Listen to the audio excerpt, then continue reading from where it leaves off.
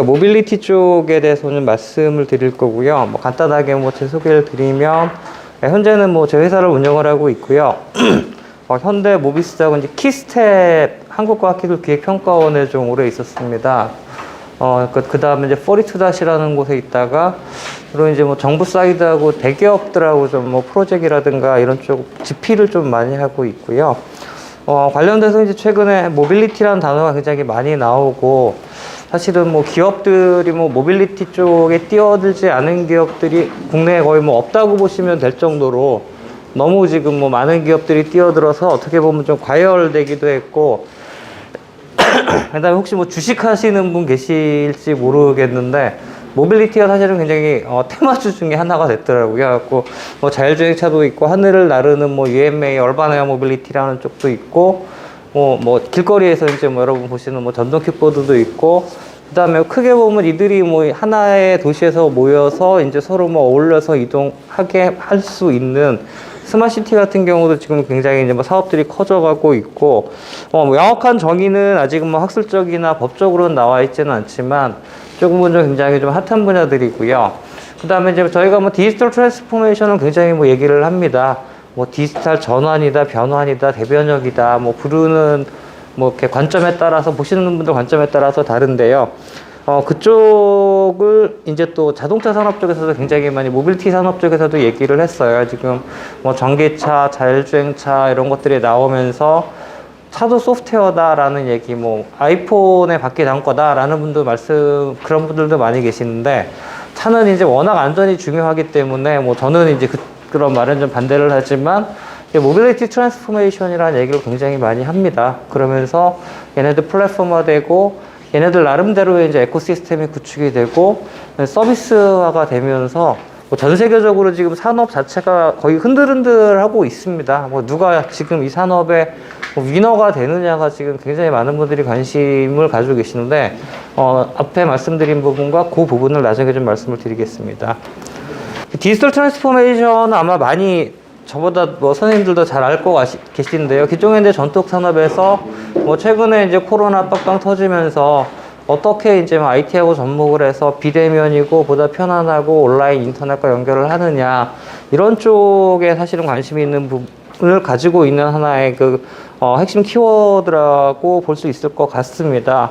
아마 뭐 다음 정권에서 누가 대통령이 되든 간에 아마 굉장히 커다란 키워드로 지금 떠오르고 있고, 뭐 대전환, 대변환, 뭐 후보 당에 따라 지금 다르게 부르고 있더라고요. 근데 이게 뭐 자동차 산업이라고 이게 벗어날 수는 없습니다. 그러니까 이게 사례별로 좀 말씀을 드리면, 테슬라는 아마 여러분 좀 많이 들으셨을 겁니다. 테슬라가 가장 무서워하고 테슬라를 위협하는 업체가 사실은 폭스바겐입니다. 옛날에 그 디젤 게이트 때문에 난리가 났었고, 그러면서 R&D 투자를 굉장히 좀 푸시를 했었고요. 이 회사가 지금 자기네 나름대로의 디지털 트랜스포메이션을 한다고 한번 빵 터뜨리고 이제 열심히 추진을 하고 있는데요. 타이틀 자체는 이제 폭스바겐 V라는 타이틀로 Your Mobility, Your Service라는 이제 그 모토를 가지고 서비스를 하고 있는데요. 이 폭스바겐 V 같은 경우에는 자체 모빌리티 플랫폼으로 보시면 될 것 같습니다. 우리나라 국적을 가진 자동차 회사는 현대차, 기아차, 뭐 결국은 이제 HMG라는 그룹으로 하나밖에는 없는데, 국내 업체들 같은 경우에는 대기업들이 사실은 서비스 쪽은 진출하기가 굉장히 좀 어렵습니다. 엊그제도 이제 신문에 났던 게, 현대차가 중고차 시장에 진출을 한다 그랬더니 중고차협회에서 반대를 했고, 그러면은 현대차 쪽에서는 그럼 그냥 우리가 알아서 진출하겠다라고 그냥 선언을 해버려가지고 살짝 좀 시끄러운 부분이 있는데요. 그런 부분이 좀 어려운 부분이 있는데, 해외 업체들 같은 경우에는 부품이라든가 중고차라든가 아니면은 저희가 이제 헤일링 서비스라 그러죠. 카카오 택시 같은 것들, 이런 것들을 이제 해외 OEM들은 다 웬만한 데서는 다 할 수 있어요.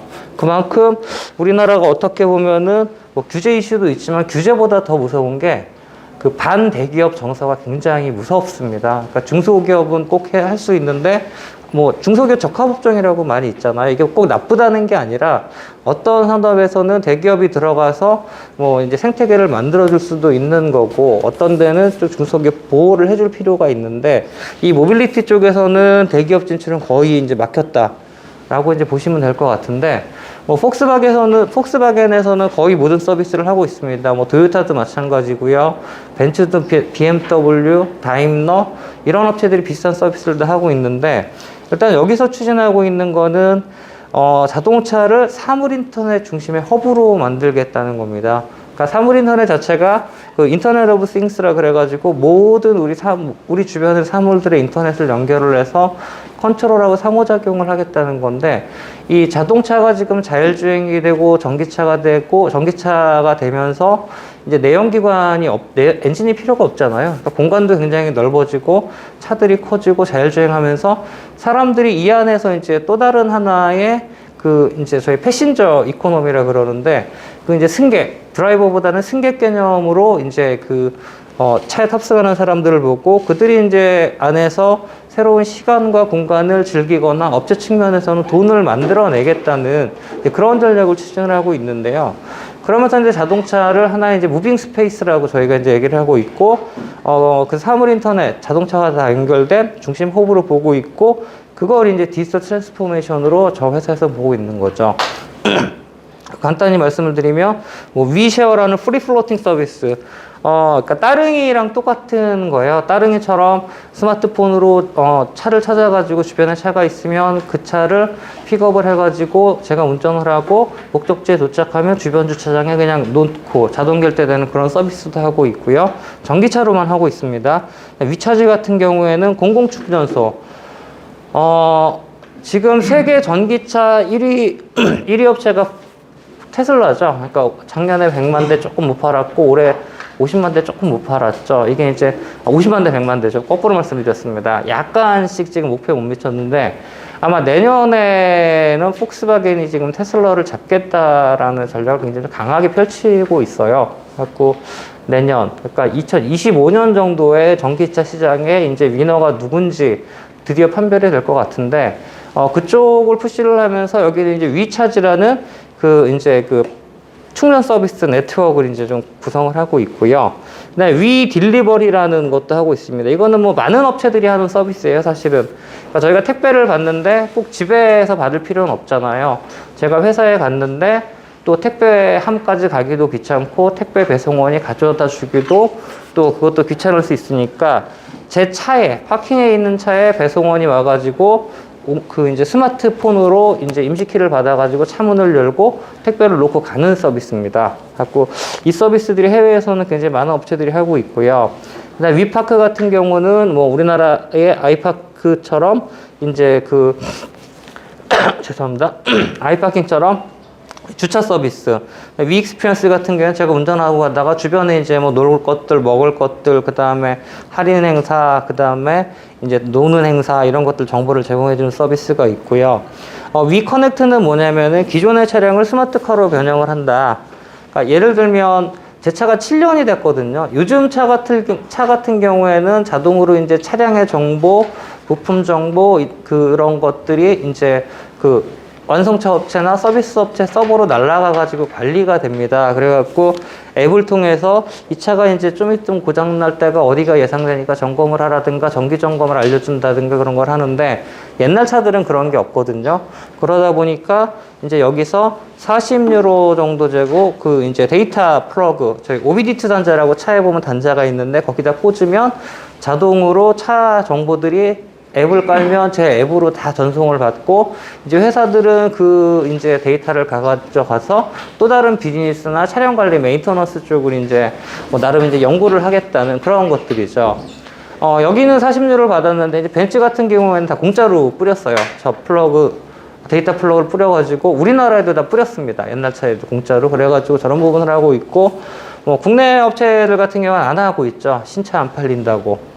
약간의 좀 차이는 있는데 이런 서비스도 있고 카넷이라고 휴대폰에 이제 뭐 차량 문을 열거나 차량을 제어할 수 있는 그런 서비스를 제공해가지고 이 스마트폰하고 이제 연결이 되는 거죠. 돼가지고 핵심적으로 이제 디지털 트랜스포메이션을 하고 IoT 핵심으로 만들겠다라는 게 하나의 이제 자동차업계 사례로 말씀을 드리고 싶고요.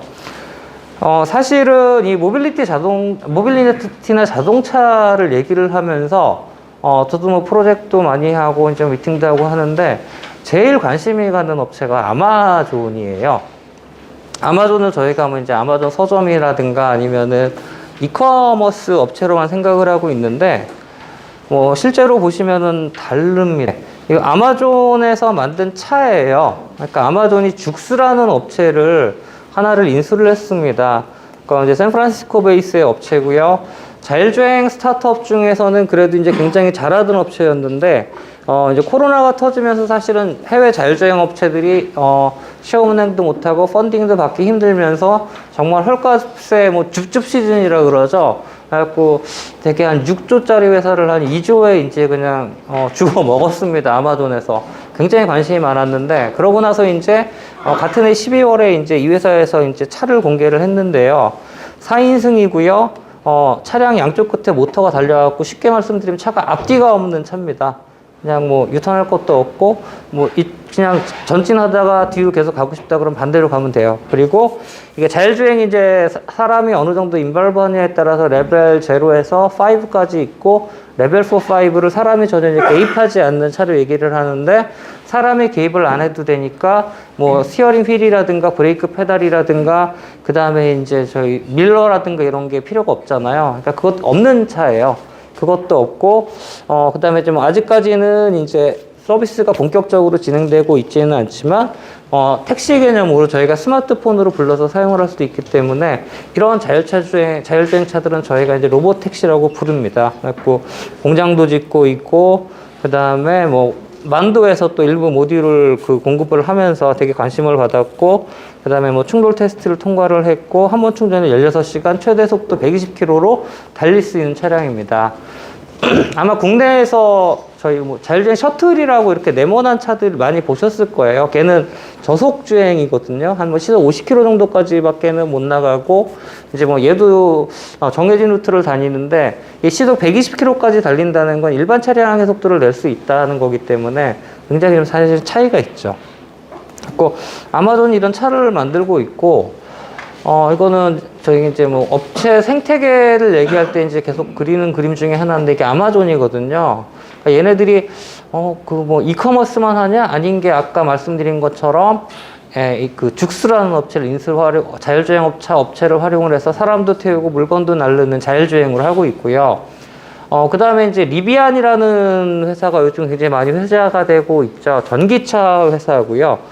전기차 회사에 아마존이 지분 투자를 해서 이제 10만 대를 구매를 지금 하고 있고, 이거를 이제 물류 쪽에 이제 투입을 한다는 그런 계획을 가지고 있죠. 그리고 이제 얼마 전에 발표한 게 컨티넨탈, 저희가 이제 티어 1이라고 부르는 레벨의 회사인데, 저쪽하고 스텔란티스라고 이제 FCA하고 일부 이제 회사들이 M&A한 그 글로벌 4위 회사죠. 2위 회사죠. 했는데, 이 회사들하고는 이제 소프트웨어를 같이 이제 개발을 하기를 시작했습니다. 뭐 자율주행차라든가 지금 일반차 말씀을 드리면, 아까 그 폭스바겐에서 이제 그 데이터 플러그 말씀을 드렸는데, 걔네들이 요즘 다 클라우드로 올라가거든요. 갖고 저희가 뭐 아이클라우드도 쓰고 뭐 여러 가지 뭐 구글도 쓰고 하듯이, 아마존 클라우드를 AWS를 기업들에서 이제 가장 많이 쓰는데, 이게 뭐 단순히 뭐 기업 데이터만 하는 게 아니라 자율주행 쪽이나 차량 쪽에서도 제일 잘하고 있어요. 그래가지고 클라우드 상에서 데이터를 모으고 데이터를 핸들링하고 차량을 오퍼레이션하는 기능을 담고 있고, 그 소프트웨어를 개발하기 위해서 지금 뭐 스텔란티스라든가 컨티넨탈이 같이 조인을 한 거고요. 그 다음에 이제 우버, 아까 제가 이제 그 죽수를 말씀을 드렸는데, 자율주행이 여기만 있는 게 아니라 우버가 사실은 자율주행을 굉장히 잘했었습니다. 우버 뭐 지금 해외 나가면 굉장히 좀 위험하기는 하지만, 이제 코로나 전까지는 해외 가면 우버 많이 탔잖아요. 우버가 자율주행 사업부가 굉장히 컸고 한 1200명 됐었는데, 우버가 코로나가 터지면서 이동 승객들이 없다 보니까 굉장히 상황이 안 좋았습니다. 뭐 직원 한 75%까지도 자르고 뭐 이런 상황이었을 때, 그 우버 ATG라는 게 이제 어드밴스 테크놀로지 그룹 자율주행하던 쪽인데, 그쪽을 인수한 오로라도 저기도 되게 잘하는 회사예요. 저 회사에 또 투자를 해가지고 자율주행 기술을 좀 확보를 또 했고, 여기는 지금 자율주행 자율주행이 생각보다 사람 타는 것보다는 아마 트럭 쪽으로 먼저 시작될 것 같고, 이 도심 물류 쪽에서 좀 공장 내에서 이런 식으로 좀 안전을 위해서 시작이 될 거거든요. 그러다 보니까 저런 좀 강자들하고 하고 있고, 전통적인 또 커머스 업계이기 때문에 저런 쪽이 많이 필요하죠. 미국하고 북미 같은 경우에는 전체 물류의 85%를 트럭이 움직이고 있습니다. 그러니까 이제 클래스 A 트럭이라고 이제 어마무시한 무시한 저 표현을 잘 쓰는데, 그 트럭들로 많이 하고 있는데, 그 트럭들이 뭐 외국에서 이민 간 분들도 많이 이제 드라이버를 하고 계시는데, 이게 한 번 차를 가지고 나가면 최소 일주일에서 막 한 달까지 못 들어간대요. 그러다 보니까 이게 되게 3D 직종이고, 그 다음에 사람 공급을 못 받는 게 뭐냐면은, 고등학교 졸업하면서 바로 취업할 수 있는 게 아니라 21세 이상만 또 취업할 수 있고, 6개월 정도 교육을 받아야 되고, 라이센스를 따야 되고, 굉장히 어려운 과정이고, 취업을 해서도 지금 이제 연봉은 굉장히 높지만 어려운 직업이기 때문에 사람이 없습니다. 그래가지고 지금, 미국 정부에서는 코로나 때문에 물동량은 늘어났는데 지금 물류가 원활하지 않고 드라이버가 없으니까 뭐 자율주행을 투입을 빨리 가속화하느냐, 아니면은 그 이민 그 이제 자격에 그 트럭 기사분들 또 그 자격을 신설해 가지고 이민을 받아서 이제 트럭에 투입을 하느냐, 거기까지 얘기가 나오고 있거든요. 근데 이제 아마존이 이쪽에 이제 임발크하고 오로라라는 업체하고 좀 굉장히 잘하고 있고, 중국에 이제 위라이드라는 업체에 또 자율주행 잘하는 친구들이 있는데, 이 업체하고도 굉장히 잘하고 있고, 디스패치라는 업체는 이제 인수합병을 한 업체인데, 한 10kg 정도 들어가는 좀 요만한 요즘 로봇들이 있습니다. 뭐 자장면이라든가 피자라든가 커피라든가 이런 것들을 자율주행으로 딜리버리 해주는 애들이 요즘 전 세계에 많이 돌아다녀요. 그러니까 우리나라는 아직 법적으로 허용은 되지 않았고, 이제 규제 샌드박스라는 이제 정부 제도를 통해서 일부 정해진 구간, 예를 들면 마곡이라든가 강남이라든가 송도라든가 뭐 연대 안에 이런 식으로만 허가를 해주는데, 이제 그런 로봇도 되게 잘하고 있어요. 그래가지고 이 회사가 진짜 얼마나, 왜 이런 회사들을 다 인수합병해서 뭘 하겠다는 건가라고 봤을 때 지금 굉장히 많은 분들이 관심을 가지고 있고, 진짜 저도 재작년까지는 아마존에 관심이 없었거든요. 근데 이제 CES 다니고 이러면서 아마존 보고 미팅하고 이러면서 이거는 무서운 회사다라는 결론을 내린 거죠. 갖고 보고 있고, 재작년에 CES 갔을 때 깜짝 놀란 게 아마존 부스가 어마하게 컸고 정말 발 디딜 틈이 없었는데, 아예 자기네 모토를 Accelerating the Future Mobility 해가지고 미래의 모빌리티를 가속화하겠다라고 써붙여 놓고 얘네들이 뭐 이제 전시도 하고 그랬는데, 뭐 일부 사용하시는 분 계시겠지만 이제 알렉사라고 저기 인공지능 스피커죠. 알렉사 에브리웨어 해가지고 굉장히 많은 차량에 지금 음성인식 용도로 이제 아마존께 들어가 있고요. 아마존 키는 아까 이제 그 폭스바겐에서 말씀드린 대로 그 파킹해 놓은 차에 이제 택배 서비스를 해주는 그런 서비스. 그 다음에 좀 말씀을 드린 건데, 뭐 커넥티드 비이클이라든가 자율주행 로보택시라든가 그 다음에 하드웨어 유니브 시뮬레이션이라든가 아니면 전기 충전기라든가 이런 쪽을 또 아마존이 다 하고 있고요. 근데 저는 가장 무서운 게 뭐냐면은, 저희가 이커머스라고 부르는 이 생태계를 카커머스로 전환을 하겠다는 거죠. 그러니까 저희가 스마트폰을 통해서 뭐 이제 뭐 주문도 하고 음식 배송도 하고 그 다음에 결제도 하잖아요. 요즘은 이거를 차 안으로 생태계를 그대로 옮기겠다는 작업들을 하고 있습니다. 작년에 이제 국내 모 그룹의 프로젝트를 하나 했었는데, 이제 카페이먼트 쪽을 했었어요. 그러니까 인카페이먼트라 그래가지고 뭐 드라이브 스루 같은 데 요즘 막 들어가잖아요. 가면은 어떻습니까? 그럼 카드를 주거나 아니면은 이제 뭐 카드를 줘서 결제를 하거나 아니면은 이제 그 핀텍 모바일로 이제 결제를 하는데, 이제는 그 카페이먼트 같은 경우에는 차가 통과하면 그냥 자동 결제가 되는 거죠.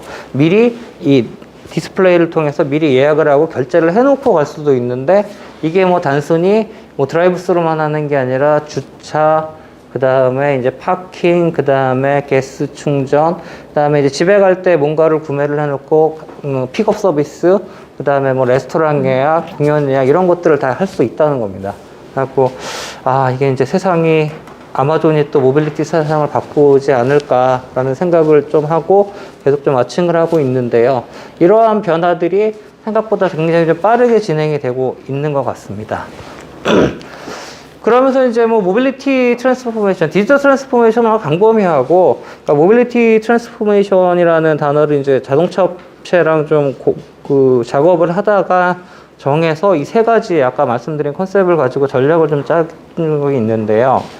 첫 번째가 이제 에코시스템입니다. 우리가 뭐 에코시스템 같은 경우에는 벤처도 사실은 에코시스템이 제일 중요하잖아요. 그러니까 몇 년 전인가 뭐 실리콘밸리 관련 책 하나를 이제 번역을 한 적이 있는데 거기서도 가장 중요한 게 이제 스타트업이나 벤처는 뭐 금융이라든가 아니면 언론이라든가 그 다음에 기술이라든가 아니면 서포트 해주는 시스템이라든가 모든 사실은 생태계들의 에코시스템이 잘 돼야 이제 벤처도 성장을 한다. 너무 뻔하지만 이제 그런 결론을 내렸었는데 이쪽도 이제 마찬가지라는 거죠. 아까 말씀드린 것처럼 금융까지 이제 모빌리티 쪽에서 커버를 하고요. 그리고 이제 움직이는 쪽, 이동하는 데서는 이제 마스라는 얘기를 굉장히 많이 합니다. 그러니까 슈퍼앱을 꿈꾸는 마스 프로바이더라고 제목을 정해봤는데요. 슈퍼앱이라는 단어가 나온 게, 그랩 때문입니다. 그러니까 동남아 쪽에 우버 같은 거잖아요. 카카오택시. 동남아 여행 가시면은 이제 많이 쓰실 텐데, 동남아에서 그 앱이 성공을 한 이유가 두 가지가 있는데요. 거기는 기본적으로 핀텍이라든가 이런 신용카드가 좀 발달이 안 돼가지고 이 그랩이라는 업체가 결제 시스템까지 들어갔을 때 얘들이 그 시장을 장악을 할 수가 있었고요. 그 다음에 또 하나가 스마트폰이 중국의 저가 스마트폰이 이제 동남아에 확 들어오면서 20, 30대들이 스마트폰을 굉장히 많은 친구들이 소유를 하게 됐고 그 다음에 이제 네이버나 뭐 이런 포털이 없었어요. 그러면서 이제 그랩이 들어가서 그랩이 움직이는 시장하고 그쪽을 다 지금 사실은 휘어잡았고 결제까지 하다 보니까 우리나라의 관련 업체들도 그랩 하면 굉장히 이제 뭐 대단하게 사실은 이제 보고 있습니다. 지금 상장을 뭐 한다고 조금 미루고 있는데 그런 앱들, 앱 하나에서 결제까지, 그러니까 구매해서 결제까지 모든 것들, 그 다음에 에브리싱을 구매할 수 있는 앱들을 저희가 슈퍼앱이라고 얘기를 하는데요. 그러니까 마스는 모빌리티 해저 서비스라 그래가지고 요즘 뭐 X 해저 서비스, 요게 붙는 게 되게 유행하는데 이제 모빌리티 쪽에서는 당연히 이제 모빌리티 쪽을 생각을 하고 있죠. 그러니까 예를 들면 카카오 이렇게 뭐 앱을 쓰시거나 뭐 팀앱을 쓰시거나 아마 좀 다양하게 쓰시는 분들이 계실 것 같은데 목적지에서 출발지까지 저희가 입력을 하잖아요. 저희가 앱을 띄워서 그 현재 위치는 이제 자동으로 이제 GPS가 잡아주고 목적지까지 입력을 하면 뭐 택시를 부를 수도 있지만 예를 들면 팀원이라든가 이제 그 네이버라든가 서비스를 보시면 제가 여기서 송파에서 왔는데 송파까지 갈 때 어느 길을 따라서 몇 미터를 가고 혹은 거길 자전거를 타고 지하철을 타고 어디서 내려서 뭐 또 지하철을 타든가 택시를 타든가 해서 목적지까지 가라 해가지고 쫙 이렇게 심리스하게 연결해주는 서비스를 보통 마스 서비스라고 부릅니다. 그리고 당연히 결제도 인앱 결제가 되겠죠. 하고 이런 쪽을 이제 기업들은 굉장히 지금 사실은 갈구를 하고 있고요. 뭐 기존 초기에는 그냥 싱글 모달, 싱글 플랫폼 하나의 앱으로 뭐 킥보드나 자전거나 택시나 하나만 사용할 수 있었던 그런 앱이 시대가 있었고 그 다음에는 멀티모달 싱글 플랫폼 하나의 플랫폼에서 여러 가지를 쓰고 결제를 한 번에 할 수 있는 서비스가 이제 저는 이제 마스 2.0이라고 생각을 하는데 요게 이제 지금 단계로 보시면 될 것 같고요. 마스 3.0은 뭐 일부 카카오라든가 이제 그 소카도 있죠. 제주도에서 자율주행 시범 서비스 운행하는 업체들 같은 경우에는 얘네들이 이제 아이콘으로 들어와가지고 그것까지 연결된 것을 저는 이제 마스 3.0 최종 단계로 보고 있습니다. 그래서 이런 단계로 지금 마스가 확장이 되고 있고요. 이런 마스 생태계에 이제 얘네도 들어오기 시작한다는 거죠. 이거는 중국의 이제 이항이라는 제품인데 아마 재작년이죠. 서울시에서 이제 한 대를 사가지고 서울시에서 잠깐 띄웠었고 쌀가마니를 실었죠. 사람을 태울 수 있는 법적 근거가 아직 없고 사고가 나면 보험이라든가 이런 시스템이 아직 안 갖춰졌기 때문에 2인승이거든요. 얘를 띄웠고 이제 벨로콥터라는 업체가 이제 작년에 이제 한국에서 약간 이제 시험운에 그냥 그 기동하는 그런 이제 모습만 살짝 보여줬었는데 이런 것들이 지금 또 하나의 생태계로 들어오기 시작을 하고 있다 하는 거죠. 그래가지고 뭐 국토부에서는 이런 이제 그 하늘을 나르는 그런 드론, 얼반 에어 모빌리티 UAM이라고 부르는 것들을 뭐 2027년에 상용화를 하겠다라고 이제 얘기를 하고 있고요. 뭐 이런 업체들이 국내에서도 이제 등장을 하기 시작을 했고, 뭐 굉장히 많은 해외에 따져보면 한 160개 업체가 있더라고요. 저도 이제 프로젝트 하다가 카운트를 해보고 깜짝 놀랐었는데, 대부분의 업체들이 이제 사실은 기체를 만드는 업체들이고, 한국에는 아직 좀 기체를 만들 수준은 안 돼요. 아쉽게도. 근데 이제 주요하게 좀 나름 유명한 업체들인데, 얘네들을 보면 아까 보여드렸던 중국의 이제 이항처럼 얘는 한 번 충전하면은 34km 정도밖에는 못 가고 속도는 뭐 한 130, 시속 한 130km로 나릅니다. 갖고 그 상공을 나르는데 어떠실 것 같아요? 탈 수 있으실 것 같아요? 전 못하겠더라고요. 이게 대형이 있고 소형이 있는데, 대형은 한 8인승 정도까지 있고, 그 다음에 아까 이항이나 이런 애들이 2인승인데, 콥터가 4개가 있거든요. 4개가 있는데, 그러니까, 안전장치가 되게 미비합니다. 그러니까 안전벨트가 있는데, 그 안전벨트를 맨다는 게 아무런 의미가 없고요.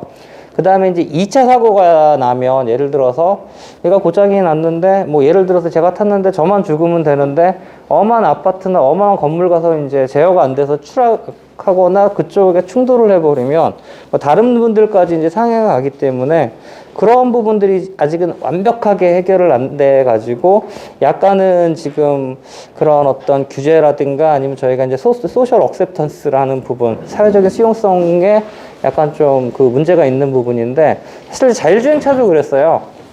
그 미국의 이제 아리조나에서 그 자율주행 시험 운행이 많이 되고 있는데, 자율주행 하면 돌 던진다든가 네가 내 일자리 뺏어갔지 파이프 휘두르는 사람도 있고, 국내에서 시험 운행하다 보면 칼치기라고 이렇게 운전하고 있는데 정말 뭐 깜빡이도 안 켜고 그러니까 들이받고 싶을 정도로 확 들어오는 분들 있잖아요. 그럼 칼치기, 자율주행해가 제대로 운행이 되는 건 칼치기 들어오는 사람도 있고요. 별분들이 다 있는데, 그게 이제 아직까지 사회적인 수용성이 좀 제대로 안 돼서 그렇다고 보고 있는데, 얘도 좀 마찬가지라는 거죠. 그래갖고 아직은 그런 부분은 있지만, 이항처럼 한 30km, 그 다음에 한 번 충전에 100km 정도 가는 애들, 한 200km 가는 애들, 속도도 그거에 맞춰서 뭐 시속 한 100km, 200km, 300km 정도 가는 애들, 그 정도로 지금 이렇게 좀 클래스가 좀 나눠져 있습니다. 그리고 이제 이동 거리도 한 300km, 맥스 300km 정도 되다 보니까 도심 내 이동, 그러니까는 뭐 주로 이제 아직 아까 말씀드린 사회적인 수용성이나 안전 이슈 때문에 강을 따라간다든가 이제 그런 루트를 많이 잡고 있어요. 사막이라든가 하고 호주라든가 뭐 두바이 쪽에서도 지금 뭐 세계 최초로 이거를 뭐 어떤 그 마스 서비스를 하겠다고 얘기를 하고 있는데, 우리나라에서 얘기한 건 뭐 여의도나 이런 한강 둔치에서 공항까지 가는 서비스, 그런 것들을 얘기를 많이 하고 있습니다. 그래갖고 얘네들까지 마스가 포함이 돼가지고, 기존에는 뭐 자전거부터 네 바퀴 택시라든가 아니면은 뭐 카카오라든가 렌트카라든가 이런 것들이 포함이 됐었는데, 지상에서만 움직였었는데, 이제는 지상에서 하늘까지 움직이는 걸로 지금 마스 생태가 굉장히 확장이 되고 있는 그런 상황으로 보시면 될 것 같고요. 뭐 업체들 같은 경우에는 그럼 뭐가 있냐라고 했을 때, 보잉이 아무래도 제일 잘합니다. 보잉, 뭐 항공사잖아요. 보잉이 있고 에어버스가 이제 유럽하고 미국이 양대 산맥을 이루고 있는데, 뭐 아무래도 보잉이 경험도 많고 데이터도 많고 자본도 많기 때문에 전체 업체에서는 되게 잘하고 있고, 국내에서는 이제 현대차 그룹이 하고 있죠. 그리고 우버 쪽하고 같이 시작을 했다가 우버 쪽이 코로나 때문에 이제 저쪽 사업부인 우버 엘리베이트를 이제 매각을 해버리면서 이제 뭐 자체 개발을 하고 있고, 그다음에 이제 하나 같은 경우도 하고 있죠. 하나는 이제 오버에어라는 미국 업체에 $5천만 투자를 해가지고 그쪽 기체를 사가지고 이제 서비스를 하겠다라는 부분이 있는데, 뭐 국내 업체들 지금 몇 개 업체가 이제 추가적으로 뛰어들었는데, 일단 기체 확보 문제가 굉장히 큰 것 같아요.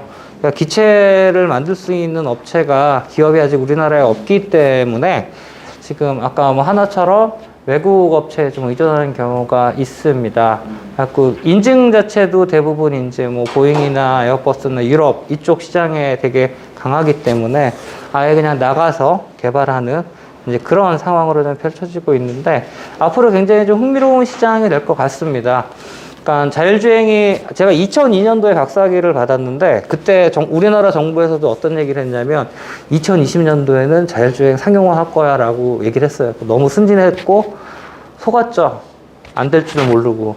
그러니까 자율주행 레벨 4, 5 영화에 나오는 키트 같은 거 그런 걸 생각을 했었는데 지금도 사실은 그게 안 되고 있거든요. 그만큼 어떤 기술이 뭐 프로타입이라든가 테스트 레벨에서는 되지만 그냥 뭐 매스 프로덕션이나 상용화하기까지는 굉장히 많은 장벽.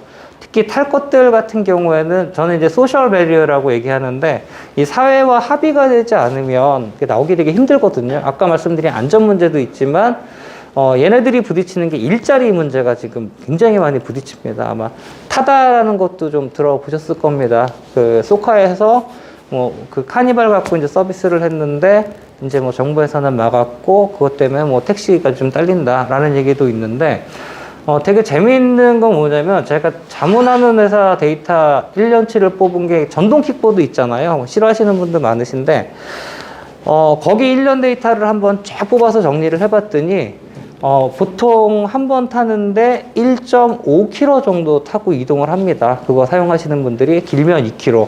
재밌는 게 뭐냐면 서울시 택시 데이터 1년치를 분석을 해보면요. 1km 언더로 이동하시는 분이 10%가 넘어요. 그러니까 이제 아는 택시 사장님한테 여쭤봤어요. 그러니까 1km 언더로 막 500m 이동하시는 분들은 어떤 분이냐라고 했더니 세종문화회관 같은데 세종문화회관 앞에 광화문에 이제 길 되게 넓잖아요. 근데 이게 건널목까지 가기는 되게 애매한 위치 있을 때 건너가야 되는데 택시 잡고 아저씨 유턴해서 세워주세요. 이런 경우도 되게 많대요. 그게 18%고 5km 언더로 이동하는 게 전체 택시 1년 이동량의 60%가 됩니다. 그러다 보니까 전동 킥보드가 택시 시장을 뺏어 먹고 있어요. 이게 미국에서도 똑같고 한국에서도 데이터를 보니까 똑같이 일어나고 있더라고요. 그래서 택시 기사분들이 그걸 또 이제 눈치채시고 뭐 그 전동 킥보드 충전 사업권 달라 뭐 이런 얘기까지 국내에서도 있었는데 서로 이게 딱딱딱 영역이 나눠지지가 않다 보니까 그런 부분까지 사실은 해소를 하고 저도 뭐 이 모빌리티 규제라든가 이런 쪽에서 많이 좀 일을 했는데 이게 굉장히 힘듭니다. 그러니까 뭐 법 만들고 이런 거 쉬운데 그러니까 먹고 사는 문제로 이렇게 규제가 나눠진 섹터에서는요 정말 규제 컨트롤이 힘들고 그 이제 기업 컨트롤이 힘들어가지고 좀 이게 어려운 부분이 있어요. 그래갖고 얘도 이제 마스단으로 들어왔는데 아까 말씀드린 것처럼 이거는 이제 그 유럽에서 빅데이터로 이제 그럼 이게 얘를 실제로 이제 상용하려면 가장 큰 문제가 뭐냐라고 했을 때 인프라스트럭처. 그러니까 비행기는 활주로가 필요하잖아요. 근데 UAM 같은 경우에는 도심 내에서 이동이기 때문에 수직 이착륙을 시켜야 됩니다. 그러니까 수직 이착륙을 어디서 시키냐? 초기에는 많은 사람들이 헬기장 있잖아요. 이제 건물, 고층 건물이나 이런 데가 헬기장이 있기 때문에 그쪽을 많이 생각을 했었는데 이게 수용성에 좀 문제가 있다 보니까 그쪽은 안 하고 대부분 요즘 뭐 강변, 이렇게 좀 사람도 없고 안전한 데서 지금 테스트를 하고 이게 이제 활주로가 아니라 버티포트라 그래가지고 이렇게 수직 이착륙할 수 있는 시설을 만들고 있습니다. 그런 인프라스트럭처를 어디에 어떻게 만드느냐가 이제 제일 큰 이슈고 두 번째가 말씀드렸던 안전, 그리고 세 번째는 노이즈. 이게 소음이 한 60데시벨 정도 돼가지고 우리가 이제 일상 소음 한 63데시벨을 얘기를 하거든요. 그렇게 시끄럽지는 않은데도 아마 전기차 소리 되게 싫어하시는 분 계세요? 저는 전기차 소리, 그 윙 소리가 아직도 적응이 안 되거든요.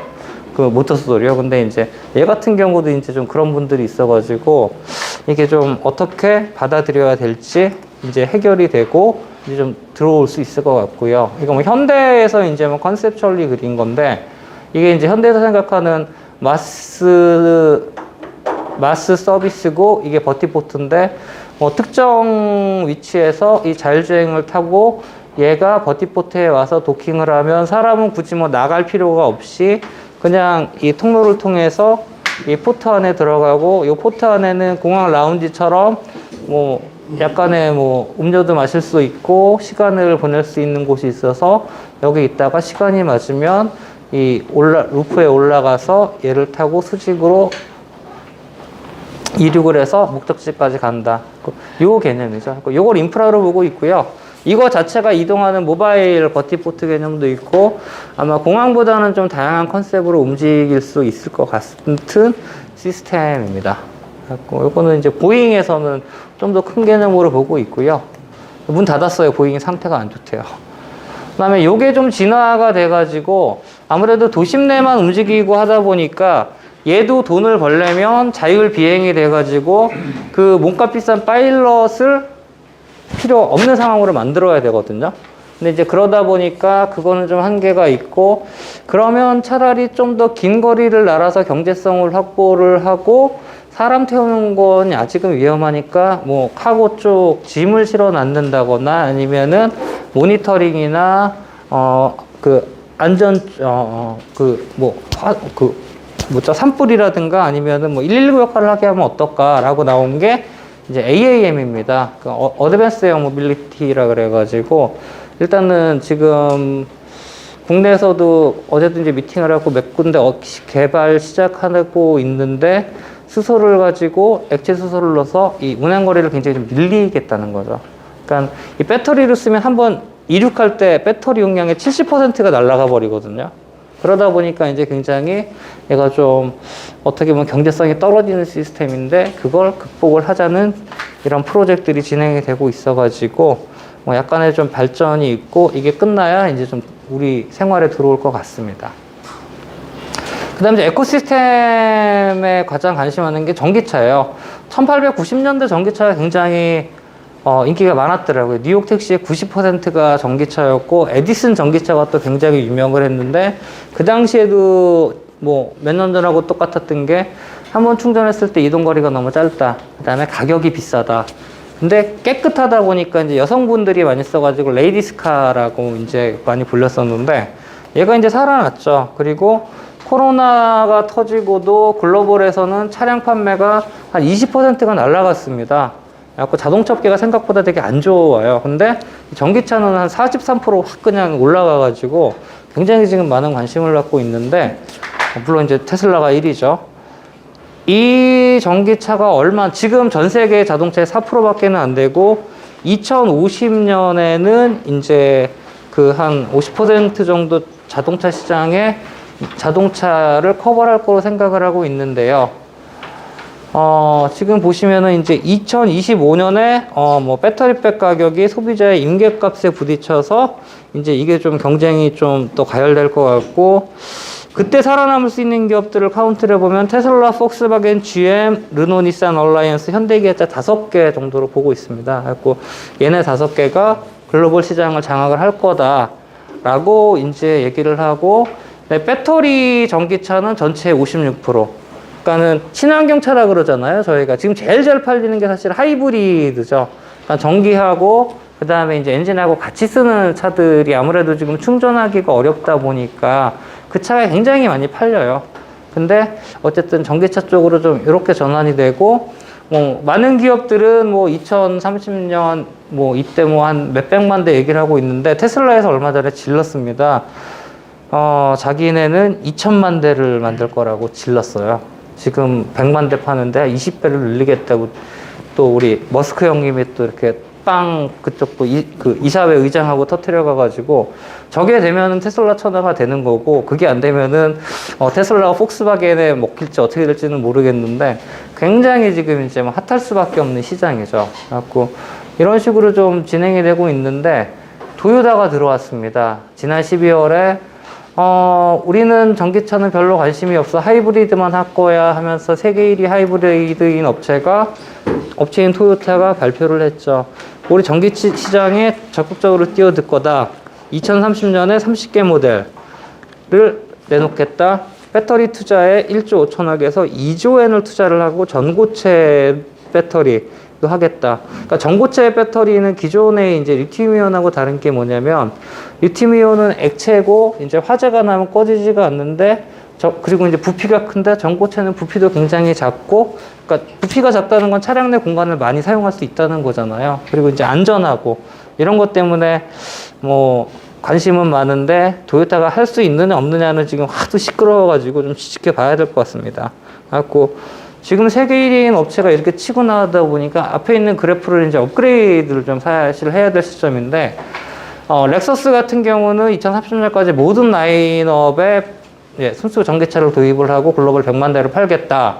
2035년까지는 모델 전체를 전기차로 바꾸겠다 얘기를 해가지고, 뭐 불과 한 달 전에 또 도요타가 전기차 세계 자동차 시장을 흔들어 놨습니다. 그래갖고 아까 말씀드린 업체와 도요타 6개 정도가 아무래도 이제 메인 컴피티터들이 되지 않을까 싶고, 자율주행 역시 이들이 제일 잘하기 때문에 아마 좀 이들 중심으로 전 세계 한 60에서 70% 시장은 가지 않을까 싶어요.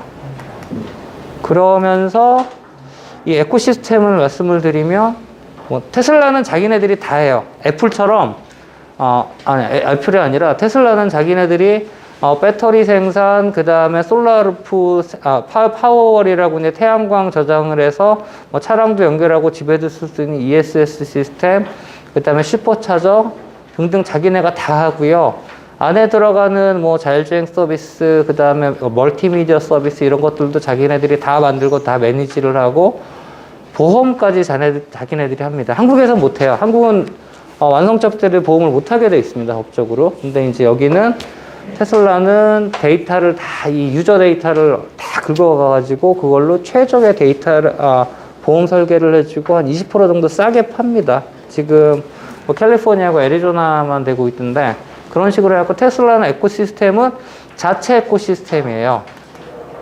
그런데 이제 그 폭스바겐은 아까 말씀드린 것처럼 이제 뭐 위차지고라든가 뭐 이런 업체들과 전체적으로 지금 기존에, 그 다음에 이제 슈퍼차저, 아이오니티라는 데랑 에코시스템을 만들어서 운영을 하고 있고요. 업체죠. 중국의 이제 완성차 전기차 업체고, 나름 그 럭셔리 모델입니다. 근데 배터리를 충전을 하는 게 아니라 저런 뭐 컨테이너 박스 같은 스테이션에 들어가면 그냥 배터리를 교체를 해버립니다. 밑에 보시면은 처음에는 사람이 있고요. 지금은 이제 기계가 뭐 나름 로봇이죠. 차에 장착되어 있는 배터리를 다 쓴 건 떼어내고 새롭게 풀리 차지된 배터리로 교체를 해버리는 시스템이에요. 이게 자체적으로 이제 나사 체결을 하고 배터리 빼서 이송시키고 나오면 되는 거야. 그러니까 처음에는 6분 걸렸었는데 지금 3분까지 줄였고요. 중국의 이 회사뿐만 아니라 이제 막 베이징 모터스라든가 중국의 거의 모든 전기차 업체들이 지금 이 시스템을 채용을 하고 있습니다. 그러니까 어제 보니까 CATL 같은 데에서 새롭게 하고 있는데 1분 만에 교체를 한다 그러더라고요. 근데 중국이 이 시스템을 국가에서 굉장히 권장을 하고 있는데, 그 이유가 뭐냐면은 일단 중국의 전력 사정이 안 좋고, 그 다음에 뭐 전기를 계속 생산을 하고 이러면 또 미세먼지 또 종주 국가잖아요.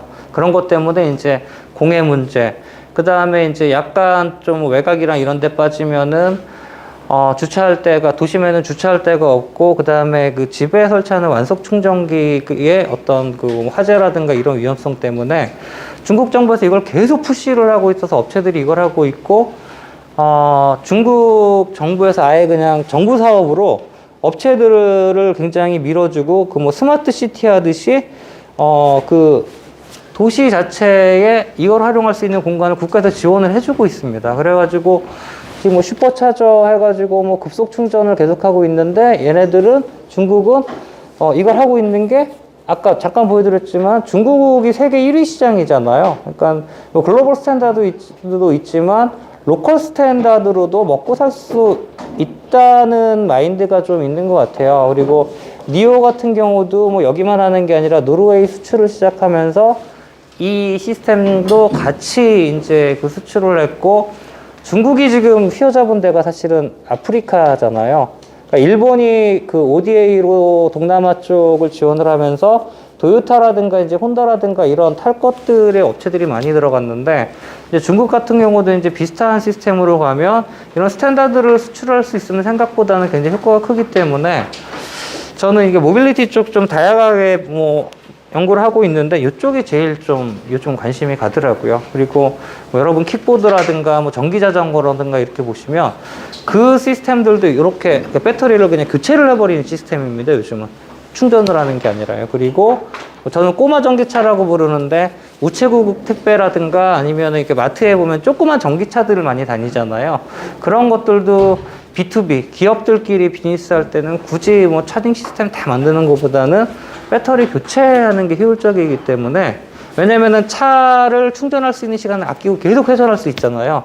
그래갖고 이쪽이 지금 비즈니스 모델에 따라서는 굉장히 좀 빠르게 진행이 되고 있고, 이후 에코시스템이 굉장히 좀 관심이 좀 가고 있습니다. 그리고 재밌는 게 뭐냐면은 이 회사가 구독 모델을 또 해요. 그러니까 우리 뭐 컨텐츠라든가 뭐 월 단위로 이제 결제하는 것들이 있잖아요. 근데 얘네도 예를 들어서 저는 뭐 그냥 도심 내에서만 타고 다니면서 장거리가 필요 없다 그러면은 용량 작은 배터리를 좀 싸게 한 달 단위로 이제 계속 교체를 해서 쓰고, 장거리만 뛴다 그러면 용량 큰 거 돈 좀 더 주고 계속 교체해주는 시스템. 그래갖고 이들의 지금 뭐 에코시스템이 되게 좀 재밌게 보이고요. 비슷한 업체들이 많습니다. 테슬라도 이걸 했었고요. 뭐 해피플레이스라는 데도 했었고, 미국에는 지금 앰플이라는 업체가 하고 있는데, 니오의 장점이 뭐냐면 자기네들이 차를 만드니까 이 차와 배터리 교체를 굉장히 좀 자유롭게 설계를 해서 인터페이스를 맞출 수 있는데, 이 앰플이라는 업체는 기존 차들하고 이제 배터리 수합을 하겠다는 전략이거든요. 그러려면 배터리하고 차 중간에 이제 그 연결을 해줄 수 있는 플레이트가 필요한데, 완성차 업체에서는 그걸 좀 싫어하죠. 그러니까 사고 난다든가 뭐 이 배터리 관리 잘못되면 큰일 나니까. 근데 이런 업체도 지금 나와 있습니다. 굉장히 좀 많은 업체들이 일단은 아무리 슈퍼차징을 한다 그래도 시간이 걸리다 보니까, 그럼 빨리빨리 충전하고 갈 수 있게. 그러니까 우리 가스 차량을 사용했던 사람들은 전기차 못 기다리잖아요. 아까 뭐 SK라든가 이런 데서 전기차 충전소에 뭐 카페라든가 뭐 굉장히 다양한 문화시설 갖다 놓고 이러는데 이게 지루해서 못 기다립니다. 그래서 이런 그냥 기존의 가스스테이션처럼 그냥 바로바로 그냥 하고 바로바로 갈 수 있는 그런 형태로 좀 가고 있고요. 미국 같은 경우는 지금 그 포드에서 이번에 낸 거 V2V를 내놨습니다. V2V가 뭐냐면 제 전기차로 다른 전기차를 충전해 줄 수 있는 서비스예요. V2L이라고 뭐 차에서 우리가 그냥 가전제품 쓰는 건 V2L이라고 그러고 다 지원이 되는데, 이런 V2V까지 나와가지고 그냥 하나의 움직이는 그냥 모바일 스테이션이 될 것 같습니다. 그리고 주차장에는 국내 업체도 있기는 한데, 제가 파킹을 해놓으면 이 충전 예약을 하면 알아서 충전하는 배터리가 내장된 자율주행 로봇이 와서 이제 서로 체결을 해서 충전을 해주고, 충전이 끝나면 자기 집에 가서 자기를 또 충전하는 이런 시스템까지 나와가지고, 충전 에코시스템이 지금 뭐 결국은 돈이다.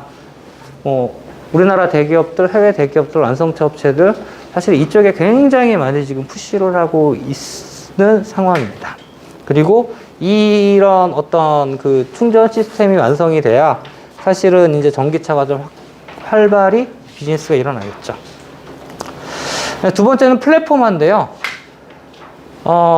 자율주행차가 이제 우리가 꿈꾸는 자율주행차는 이거였어요. 이게 음성인식을 하면은 음성인식으로 명령을 내리면 얘가 알아서 그냥 뭐 서비스도 다 해주고 차도 움직이고 시키는 대로 다 하는 거고, 그 다음에 이게 공간이 넓다 보니까 여기서 뭐 취침도 할 수 있고 그냥 뭐 일도 할 수 있고 모든 걸 다 할 수 있는 공간이었죠. 이게 레벨 4, 5 자율주행이었고, 제가 본 자율주행차 중에 굉장히 괜찮은 게 볼보 360C라는 차의 컨셉이었는데, 이 레벨 4, 5가 생각보다는 지금 안 되고 있어요. 레벨 4, 5가 사실은 구글이 2015년도에 파이어플라이라는 자율주행차를 내놓으면서 기존의 완성차 업체들이 큰일 났다라고 이제 난리가 났었습니다. 구글이라는 검색 업체가 저거를 만들어서 내놔서 전 세계를 뒤흔들고 있는데 우리는 뭐 했지 하면서 한 5년 후에, 그러니까 그 당시에 보면 2020년, 2021년에 자율주행자 레벨 4, 5를 양산을 하겠다고 막 빵빵빵빵 경쟁적으로 터트리고 돈을 무지하게 투자를 해요. 근데 다 실패했고, 마침 또 코로나가 확 터지는 바람에 이 완성차 업체들이 또 자금난도 겪었고, 어떻게 보면 또 핑계를 댈 수 있는 게 생겼던 거예요. 그래갖고 다 지금 몇 년씩 밀어놨었는데, 자율주행차가 레벨 4, 5가 그러면은 자율주행 가장 활발히 되는 미국에 몇 대가 지금 시험 운행되고 있느냐고 카운트를 해보니까 아직 1,400대밖에 안 되더라고요. 그러니까 가장 열심히 했던 구글이 처음에 얘기를 했을 때는 퍼시피카라는 가장 많이 사용하고 있는 차 6만 대, 그 다음에 이제 차세대, 그 당시 차세대 자율주행 하드웨어인 아이페이스라고 이제 비싼 차죠. 그 제규어 거. 그거 2만 대, 약간 8만 대를 굴리겠다. 지금 시점이고 돌아갔어야 되는데, 미국 전체에 1,400대밖에 안 돼요. 이게 아직까지는 이제 가격적인 한계도 있고, 안전 문제도 있고, 예를 들면 이제 뭐 자율주행책에 뱅글뱅글 돌아가는 라이다 같은 경우가 75,000불 하거든요. 그러니까 요거 하나에 75,000불인데, 요게 이제 주변을 3D로 스캔을 해가지고 지도랑 매핑을 시켜서 가는 장치인데, 그거 하나에 제일 좋은 게 한 75,000불, 80,000불이면 웬만한 고급차 가격이고, 얘를 영구적으로 쓰는 게 아니라 계속 회전을 하기 때문에 이게 또 계속 또 교체를 해줘야 되거든요. 물론 테슬라 같은 경우가 이제 라이더 없이 가고 지금 카메라로만 자율주행을 한다 해가지고 지금 뭐 테슬라가 잘하네, 웨이모가 잘하네, 막 그 뭐 유튜버 하시는 분들이 굉장히 이제 갑론을박을 되게 오랫동안 하고 계신데, 만약에 라이다가 가격이 떨어지고 전고체라고 이제 그 회전하지 않는 라이다가 들어오고 가격이 떨어지면, 그런 게 이제 개발이 되고 있거든요. 라이다를 굳이 안 쓸 필요는 없습니다. 기능이 훨씬 더 좋으니까. 그렇게 되면 뭐 이게 뭐 지금 한 $500 정도 되면 차량에 장착할 수 있는 적정선으로 얘기를 하고 있고, 테슬라 자율주행이 지금 12,000불이거든요. 그래갖고 그렇게 되면 경쟁이 좀 되는 분위기인데, 약간은 좀 시간을 가지고 지켜봐야 될 것 같아요. 그래갖고 라이다 쓰냐 안 쓰냐, 테슬라냐 웨이모냐 뭐 현대냐, 이게 아니라 라이다 가격을 얼마나 떨어뜨리냐가 사실은 굉장히 앞으로 관건이고요.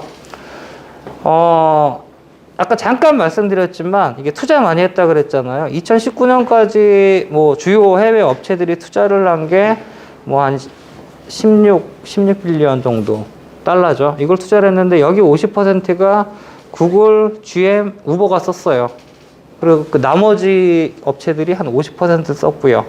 그래갖고 이게 돈이 정말 어마무시하게 들어갔다라는 부분이 있는데, 이렇게 돈이 많이 들어갔음에도 왜 안 됐냐라고 봤을 때, 첫 번째가 우리가 인공지능 수준이 생각보다 그렇게 높지가 않다는 거죠. 그러니까 알파고가 나오고 막 이러면서 뭐 또 한동안 난리가 났었을 때, 그 제2의 겨울이 끝났다고 생각을 했을 때 인공지능은 쭉 발전하리라고 이제 많은 분들이 생각을 했습니다. 근데 실제로는 이게 어느 정도 이 기술 정체기에 좀 들어갔다고 보는 거죠. 그러니까 예를 들면 자율주행의 데이터를 어떻게 사용을 하냐면, 그냥 막 알아서 얘네들이 막 이렇게 도로에 자전거라든가 사람을 인식하고 피하고 하는 게 아니라, 이 사진 영상을 가지고 판독을 하는 건데, 예를 들어서 이게 자전거인지 오토바이인지 사람이 탔는지 안 탔는지 두 바퀴인지 세 바퀴인지 구분을 하려면 기존에 다 사진을 찍어가지고 이거를 해시태그를 달아가지고 얘는 뭐다라고 지정을 해주면, 그걸 가지고 이제 그 소프트웨어 인공지능이 학습을 하고 영상하고 매칭시켜가지고 피하든지 받든지 이렇게 다니는 거거든요. 근데 이게 어노테이션이라고 얘기를 하는데, 우리나라는 이제 그 데이터 댐에서 아마 아시는 분 계실 것 같아요. 그쪽에서 좀 많이 좀 하고 있는데, 실제로는 갖다 쓰지 못하죠. 그리고 재작업을 하고 있고요. 테슬라가 재미있는 게, 그러니까 얼마 전에 저도 우연히 알았는데, 그런 영상을 가지고 판독 작업하는 그쪽에서 이제 어노테이션 스페셜리스트라고 부르는데, 우리나라는 주로 이제 뭐 알바 개념, 그 다음에 이제 우리 뉴딜 사업의 일부에서 그 이제 뭐 취약계층 지원 사업 이런 개념으로 그걸 많이 했는데, 테슬라는 그 스페셜리스트 1,000명을 정규직으로 데리고 있더라고요. 깜짝 놀랐었는데, 그만큼 이제 이 인공지능이 발전을 하려면 이제 그런 어떤 데이터와 데이터를 정확히 분석할 수 있는 능력이 필요하고, 데이터도 어두울 때, 밝을 때, 그 다음에 국가별로 도로 상황, 교통 규제 다 고려를 해서 이제 판독을 해야 되기 때문에 아직은 좀 힘들다라는 부분이 있었고요. 그 다음에 이제 그 아이폰, 뭐 바퀴 달린 아이폰이다. 요즘 이제 앞으로 자동차가 이렇게 얘기를 하는데 사실은 이게 이제 뭐 요 이제 파란 라인이 요 위에 지금 현재 인공지능 수준입니다. 요 수준과 그 요 수준이 인공지능 수준이 사람하고 똑같은 수준으로 운전을 한다면 그럼 이제 기계가 인공지능이 하는 운전을 어떻게 안전을 개런티해 주느냐 그거만 이제 증명이 되면 사실은 자율주행을 다 이제 휠 띄워내고 페달 띄워내고 할 수 있는 거거든요. 근데 아직은 수준이 인간이 더 높다는 거죠. 그러니까 9%까지는 이제 따라가야 되는데 그 부분이 안 돼가지고 아직은 약간 좀 레벨 4, 5는 허들에 갇혀 있다. 그런데 재밌는 건 코로나 터지면서 이제 자율주행 겨울이 왔다고 난리가 났었거든요. 근데 실제 투자 분석을 해보면 그래도 2020년에 투자는 떨어지진 않았어요. 근데 이제 글로벌 데이터입니다. 투자 대상은 줄어가지고 앞에 보여드린 것처럼 이런 기술들은 아까 UMA도 똑같은데 그러니까 되는 업체들한테 계속 돈이 몰리는 거예요. 그러니까 국내에서도 이제 그 모 업체가 하나 있는데 이제 현대자동차 쪽에서 되게 관심이 많은 업체로 유명한데 저 잠깐 다녔던 회사인데 그 회사가 셋업이 되면서 그쪽으로 투자가 다 몰리다 보니까 다른 업체로는 투자가 안 들어가요. 그래갖고 이게 되는 데만 된다. 뭐 이런 시장, 대형 업체만 된다. 이제 이게 자율주행이 되고 있고요. 그러면서 이제 관심을 많이 받는 게 Purpose Built Vehicle이라는 게 등장을 합니다. 2000년부터 등장을 했는데요. 뭐 전기차 플랫폼이라고 얘기를 하기도 하죠. 바퀴 달리고 배터리 달리고 파워트레인 달려갖고 요 위에 이제 차체를 얻는 개념인데 얘는 스케이트보드 슬라이드라고 부르는 얘만 있고 이 위에 짐칸, 캐빈을 얹으면 짐차가 되고 물류차가 되고 이 사람 타는 칸을 얹으면 사람 타는 차가 되는 이런 개념의 차입니다.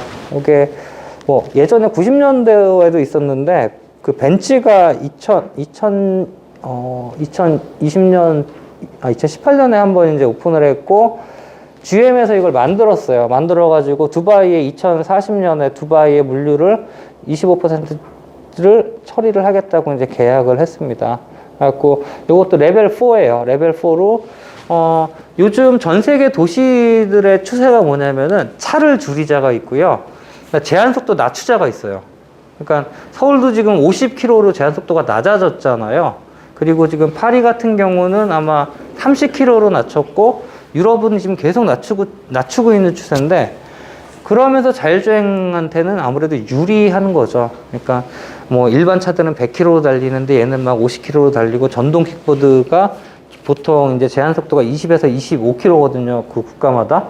이 속도 차이가 나니까 아무래도 이게 상호작용 때문에 사고가 나는데 상한 속도가 낮아지니까 이런 디바이스들이 이제 얽히고 설키는데 속도가 낮으니까 아무래도 안전해지는 경향이 있고 얘네들이 이제 들어가기 편해지는 시대가 조금 되고 있습니다. 물론 자가로 이제 그 운전하시는 분들은 사실은 속 터지죠.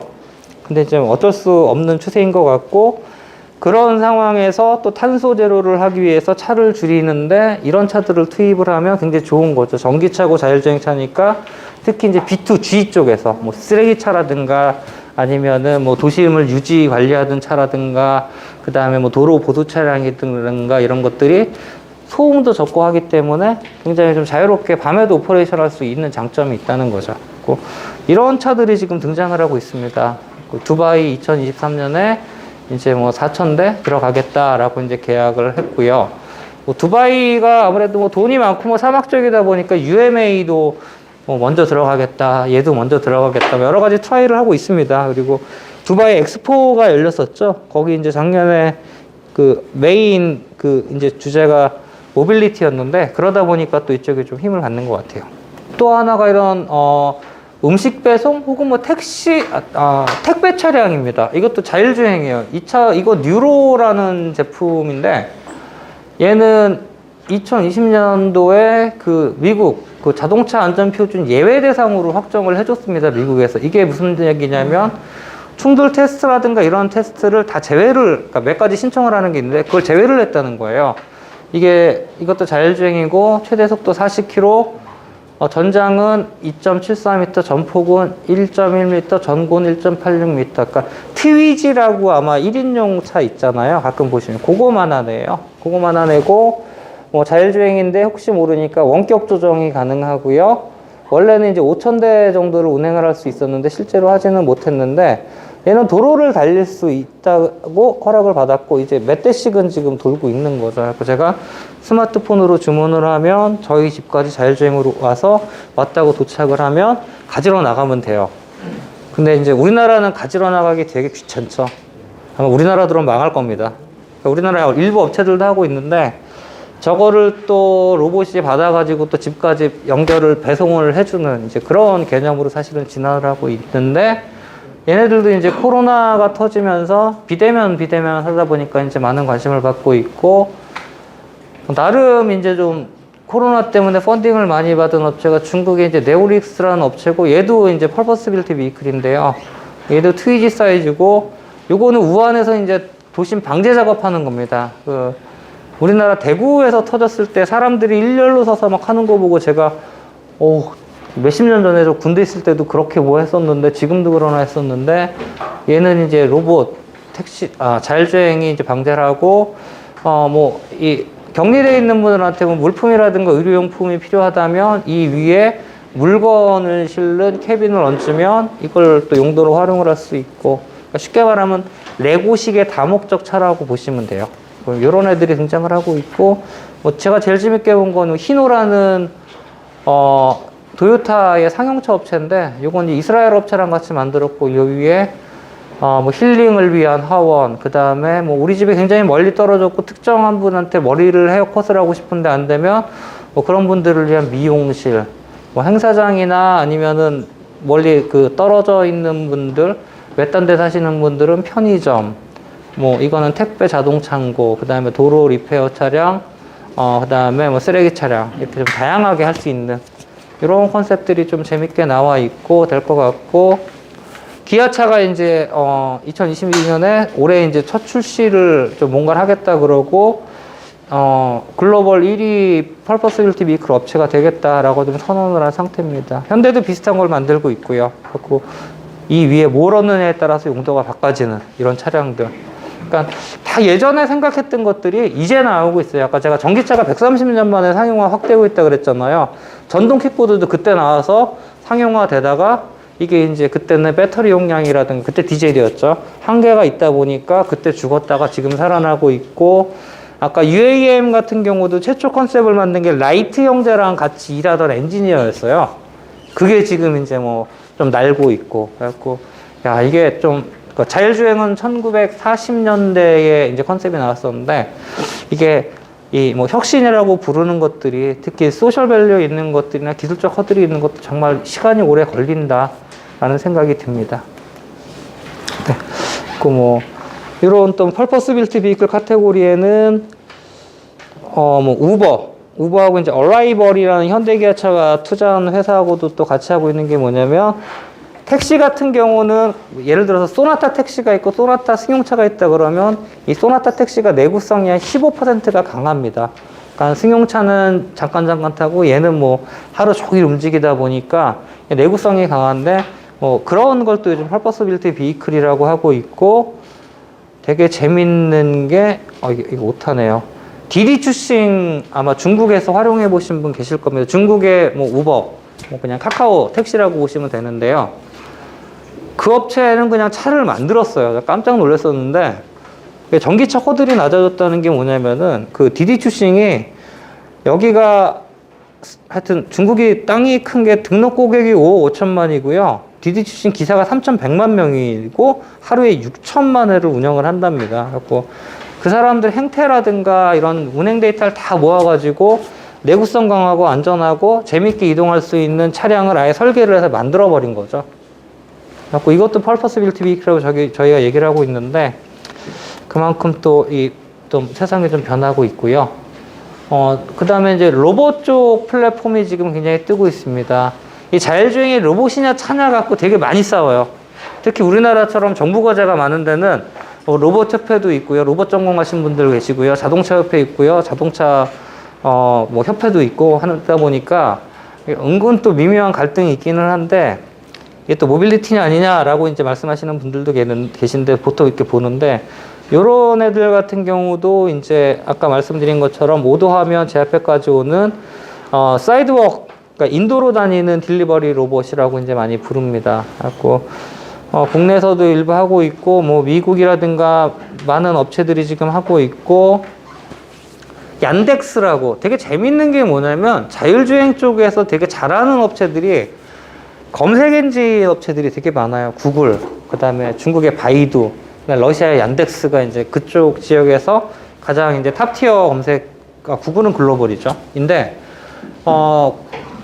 얀덱스라는 업체가 현대하고도 뭐 협력을 하고 있지만 KT하고 협력을 해서 이런 로봇이 이제 한국에 들어옵니다. 얘네도 들어오고, 그 다음에 바이두 같은 경우는 자율주행 차를 만드는데 되게 잘해요. 걔네는 아예 오픈 플랫폼으로 하드웨어하고 소프트웨어를 다 풀어가지고요. 그걸 가지고 하는데, 뭐 저는 이제 뭐 엔지니어링 손을 뗐지만, 그걸 가지고 이제 작업해보신 분이 레벨이 굉장히 좀 높다고 얘기를 하시더라고요. 그래갖고, 이 검색 엔진들이 있는 업체들이 자본력을 가지고 데이터 핸들링 했던 경험을 가지고 그런 걸 좀 되게 잘한다라는 부분이 있는데, 이런 로봇들이 하나의 또 이동 플랫폼으로 하고 있고, 아까 제가 잠깐 말씀드렸는데, 뭐 아파트 밑에까지는 왔는데 안 되면은 거기부터는 이런 로봇을 쓰겠다라는 업체들이 있어요. 이게 이제 포드에서 DGC라는 로봇인데, 그 차에서, 얘도 차에 타고 있다가 물건을 내려서 그 물건을 사람까지 갖다 주는, 사람이 나오지 않아도 되는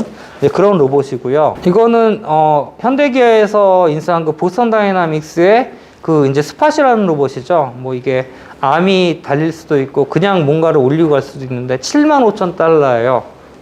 도그봇이라 그러죠.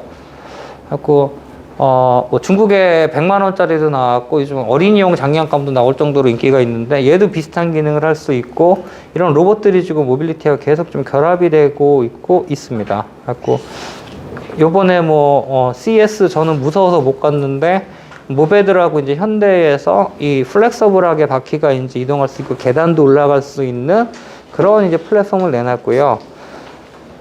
아까 그 딜리버리, 사이드워크 딜리버리 로봇 같은 경우는 한계가 뭐냐면은 계단을 못 올라가고 장애물을 못 넘는다는 건데, 이런 이종 로봇이라든가 얘네들은 이제 그거를 극복할 수 있다는 그런 장점이 있죠. 근데 그런 건 있어요.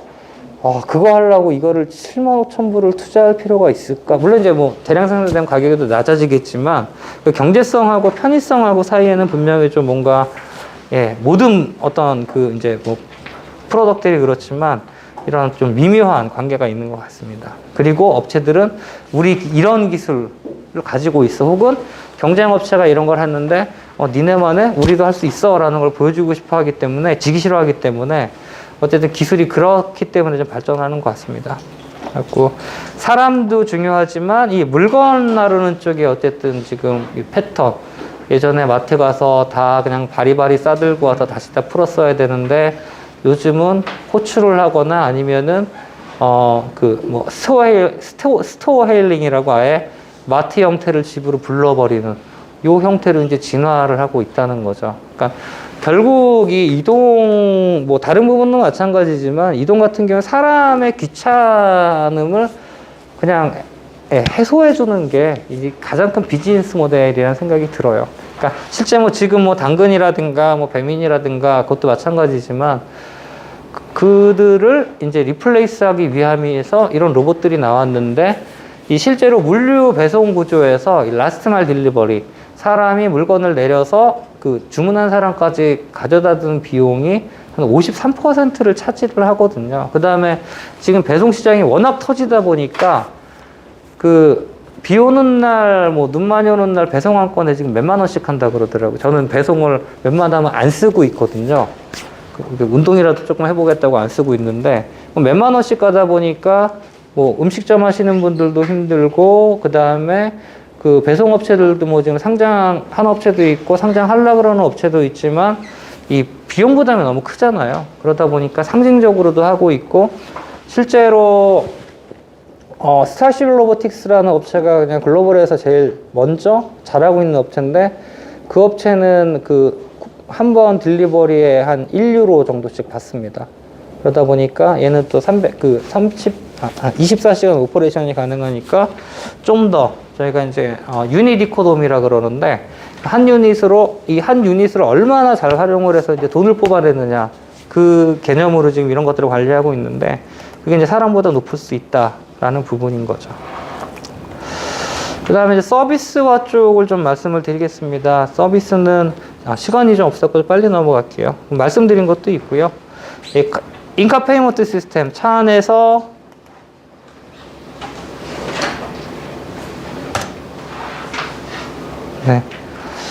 차 안에서 이제 모든 결제를 한다는 시스템입니다. 차 안에 디스플레이에서 예약도 할 수 있고 결제도 할 수 있고 프리오더도 할 수 있고 뭐 뭐든지 살 수 있는 건 다 할 수 있는 시스템이고 완성차 업체들이 기존에는 핀텍 업체나 이 스마트폰 업체들이 그 데이터를 가지고 왔는데 야, 왜 니네가 가지고 우리가 다 가지고 가서 우리도 돈 벌 거야 해가지고 뭐 그냥 다 해요. 완성차 업체들 지금 다 하고 있어요. 현대도 현대페이, 기아페이, 제네시스페이 있고요. 뭐 해외처럼 이 구매 대상이 광고밀하진 않지만 뭐 하나의 그 새로운 지금 데이터와 그다음에 시장 새로운 그 자율주행 쪽으로 가면서 새로운 또 하나의 시장으로 가고 있고요. 인포테인먼트는 이제 저희가 뭐 인포메이션하고 이제 엔터테인먼트 쪽인데 신기하게 요즘 자율주행 쪽에서는 VR 쪽을 많이 하고 있습니다. 그러니까 2018년, 19년부터 계속 VR 쪽을 많은 업체들이 탑재를 하기 시작을 하는데 이 VR 헤드셋 쓰면 어지럽거든요. 근데 이제 차에 타고 그거 쓰고 뭐 게임하면 정말 그러니까 먹은 걸 확인할 수 있을 정도인데 그런 이슈 때문에 그걸 없애주기 위해서 차량 움직임과 게임 안에 있는 아이템의 속도와 움직임을 좀 계속 맞춰주면서 시크니스를 줄여주는 알고리즘이 많이 좀 관심을 받고 있고요. 애플도 똑같은 그런 컨셉을 내놨고, 뭐, 닛산도 여기는 요즘 뭐, 나름 뜨기도 하지만 비판도 많이 받는 이제 메타버스 개념을 내놔가지고, AR 지도라든가, 그 다음에 뭐, 멀리 떨어져 있는 지인하고 통화할 때 그분의 아바타가 뿅 나온다든가, 아니면 혼자 운전하기 싫을 때 그러니까 차량의 조작법이라든가 아니면은 말을 할 수 있는 아바타를 불러내서 같이 이동할 수 있는 아바타 이런 개념으로 또 내놔가지고 재밌더라고요. 직접 보니까. 근데 아직 돈이 될지는 모르겠지만 이런 개념들이 그 엔터테인먼트 쪽에 많이 관심을 받고 있고 얼마 전에 BMW가 중국에서 한번 화제가 된 게 뭐냐면 중국 고급차에다 노래방이 있나요? 중국에서 택시만 타봐갖고 모르겠는데 BMW가 노래방 장착 안 했다고 이게 회자가 됐더라고요. 문제 있다고 막 두드려 맞아가지고 그래갖고 이게 또 국가마다 좀 문화가 다르구나 라는 걸 좀 확인할 수 있었는데 어쨌든 차 안에서 돈을 만들고 시간을 이제 즐길 수 있는 시간과 공간을 따로 즐길 수 있는 게 중국은 또 노래방이다 가라오케다 라는 게 있더라고요. 그다음에 이제 서비스 쪽에서 또 관심을 받는 게 자율주행에서 모니터링 시스템입니다. 이게 뭐 자율주행 사고가 많이 났어요. 시험 운행하면서. 근데 거의 모든 그 이제 원인은 휴먼 에러였습니다.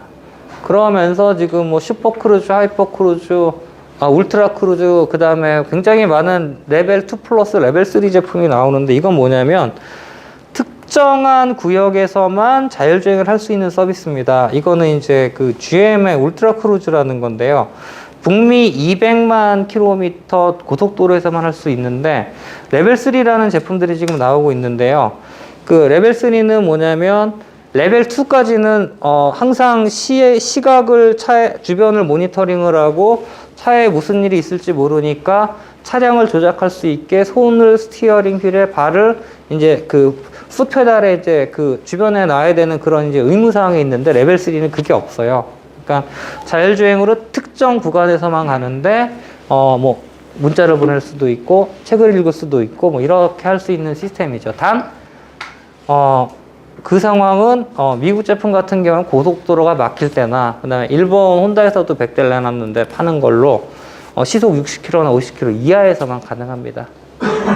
그래갖고 이런 제품들 그 다음에 그거를 무시를 하잖아요. 그러니까 정해진 구간과 속도 아닌 데서 이 자율주행 기능을 사용하면 경고를 줍니다. 이렇게 막 의자가 햅틱으로 막 바이브레이션 줘서 이제 네가 운전해야 돼 막 경고를 주고 소리도 나오고 빨간불도 들어오는데 그래도 안 하면 갓길에 나가서 지가 서버려요. 그러니까 미국 제품들, 일본 제품들 공통사항입니다. 그러니까 이게 완성차 업체들은 안전에 그만큼 민감한데 테슬라는 그런 거 없잖아요. 그래가지고 이제 사실은 테슬라파와 비테슬라파가 안전 이슈로 확 나눠져 버린 거예요. 그런 이제 에코시스템이 나오고 있고요. 문제는 뭐냐면 앞으로 이제 어느 업체가 뜰 거냐, 전 세계 시장에 포션을 많이 잡아 먹을 거냐인데 가장 큰 이슈는 이제 내연기관을 이제 만들지 않겠다. 노르웨이 2025년에서 뭐 한국도 2040년까지 있고 반도체 이게 한 2, 3년 더 갈 것 같은데 반도체 모자르죠, 배터리 모자르죠, 중국 히토류 문제 있죠. 그 다음에 사실은 가장 지금 쇼티지가 큰 거는 인력입니다. 사람이 없어요. 이쪽 개발할 사람이 없는 게, 뭐 산업부 쪽하고 일 하나 하고 있는 게, 내연기관 하시던 그 완성차나 부품업체가 이제는 필요가 없기 때문에 뭐 전기차나 다른 데로 바꿔야 돼요. 그러니까 이 대구나 뭐 이쪽 기업들 같은 경우는 이미 뭐 재작년부터 난리가 났고요. 그 다음에 이제 현대차는 내연기관 하시는 분들을 100% 그냥 다 수용 안고 자연 은퇴할 때까지 이제 계속 다닐 수 있게 했지만 그 이외의 해외 OEM들은 보편 10,000명 단위로 다 해고시켰습니다. 2018년부터 다 해고시켜가지고 그 돈을 가지고 전기차 라인으로 기존의 라인을 바꾼다던가 아니면 생산 설비 투자든가 자율주행 R&D 이쪽에 다 투자를 했죠. 그게 이제 한국 완성차 업체의 가장 큰 아킬레스건 중에 하나인데 뭐 이런 게 있고 뭐 아까 잠깐 말씀드렸지만 판매 중단 시점도 2030년쯤이에요. 그리고 5개 메이저 업체에 도요타까지 들어와가지고 힘든 시점이기는 한데 뭐 간단하게 말씀을 드리면 이 자동차 업계가 지금 어떻게 재편이 됐냐면 구글의 웨이모 중심으로 4개 업체, 5개 업체가 모여 있고요. BMW하고 다임러하고 서비스하고 전기차 협력하고 있고요. 포드하고 BMW, 폭스바겐이 전기차 플랫폼 공유하고 있고 자율주행도 같이 개발하고 있습니다. 이걸 위해서 폭스바겐은 자기네 자율주행차 전담 조직까지 포드에 넘겼어요. 그리고 일본은 르노 닛산 얼라이언스는 프랑스 계열이니까 얘네 빼고 나머지 업체들이 도요타하고 소프트뱅크가 만든 조인트 벤처에 다 뭉쳐가지고 자율주행을 하고 있고요. GM은 최근에 그러니까 크루즈라고 자율주행 전담 조직이 있는데 혼다에서 투자를 받았어요. 그리고 아까 제가 아마존을 말씀을 드렸고요. 이게 뭐냐면은 전통적으로 자동차 업계들은 자기네 국가의 경쟁자도 있지만 하나의 국가 기반 사업으로 생각을 했기 때문에 국가별로 많이 모였는데 지금 그게 이제 없어진 거예요. 이게 불과 2, 3년 사이의 일입니다. IT 업체들 툭툭 치고 나오죠. 바이두 잘하죠. 그 다음에 지금 뭐 테슬라, 애플은 한 해만에 하고 있죠. 샤오미 우리가 만들 거야 하고 있죠. 네, 퀄컴도 얼마 전에 미팅해 보니까 플랫폼 수준이 자율주행 플랫폼 수준이 굉장히 높더라고요. 깜짝 놀랐습니다. 하고 있고 우리가 모르는 업체들이 많고 이런 이제 뭐 국적을 떠났거나 이제 이런 업체들이 빵빵빵빵 튀어나오면서 얼라이언스를 맺다 보니까 그래서 이제 이 시장을 관심을 갖는 거고 소니. 그러니까 저는 재작년에 소니 차를 실제로 보고 깜짝 놀랐습니다. 그러니까 저도 자동차 업계에 있었는데 멀리서 봤을 땐 그냥 뭐가 장난감 갖고 나온 거구나 라고 생각을 했는데 이렇게 들여다보고 얘기를 해보니까 부품마다 보시, GF, 퀄컴, 엔비디아 뭐 등등해서 탑티어 업체들하고 다 같이 만든 거고 조립은 마그나 이게 이제 그 LG하고 그 파워트레인 업체 같이 세운 ODM 업체 중에서는 제일 잘하는 데예요. 벤츠 뭐 이런 데 차들을 이제 그 생산 대행을 많이 하는 데입니다.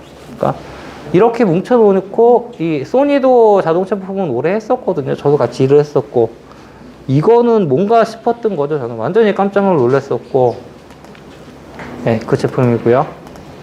LG도 마그나랑 파워트레인 만들었고 LG 그룹 차원에서 보면은 그냥 자동차 모든 게 다 모여 있습니다. 그냥 언제 조립 라인 만들거나 ODM 쪽에 조립을 맡길까 그 시점이에요. 근데 많은 티어 1들이 지금 똑같은 고민을 하고 있는 게 일단 자동차는 만들 수 있는데 그거를 만드는 순간 기존의 물량들이 다 날아가 버리면 아주 피해가 크잖아요. 자금이나 이런 인력 쪽에서. 그러다 보니까 지금 레디 상태로 있고 아마 이게 시장의 상황에서 굉장히 좀 바뀔 것 같다. 구글의 웨이모도 중국하고 지금 작업을 하고 있어가지고 얘네도 완성차를 얘네가 원래 만들겠다가 포기를 했는데 중국 통해서 만들지 않을까 싶은 생각이 들어요. 그래가지고 자동차 업계는 완성차 업체, 그 다음에 빅테크 업체, 가전업체, 요게 이제 한 부류고요. 그 다음에 티어 1들, 그 다음에 요 쉐어링 업체들, 그 다음에 어느덧 굉장히 커버린 칩 업체, 전문 업체, 카메라 업체들과 요 5개 부류가 지금 굉장히 좀 얽히고 설켜 있습니다. 물론 뭐 장점이 있고 단점이 있고 강점이 있고 약점이 있는데 그거를 이제 서로 뭐 먹느냐 먹히느냐 시점이고 협력을 할 거냐 시점이기 때문에 굉장히 만 5년, 10년 동안은 이제 좀 많이 바뀔 업체고요. UMA도 뭐 항공사 업체, 자동차 업체들 안 하는 데 없어요. 다 뛰어들었어요. 복잡하게 진행이 되고 있고, 모빌리티 트랜스포메이션 중심으로 좀 말씀을 드렸는데요. 바퀴 달린 스마트폰, 그거는 지금 소프트웨어 아키텍처를 바꾸겠다는 거거든요. 근데 문제는 뭐냐면, 기존에 차는 그 자동차용 컴퓨터 ECU가 이제 분산돼 있어갖고 해킹이 그나마 강했는데, 지금 소프트웨어 디파인드 아키텍처, 그 바퀴 달린 스마트폰으로 가면 해킹에 되게 취약합니다.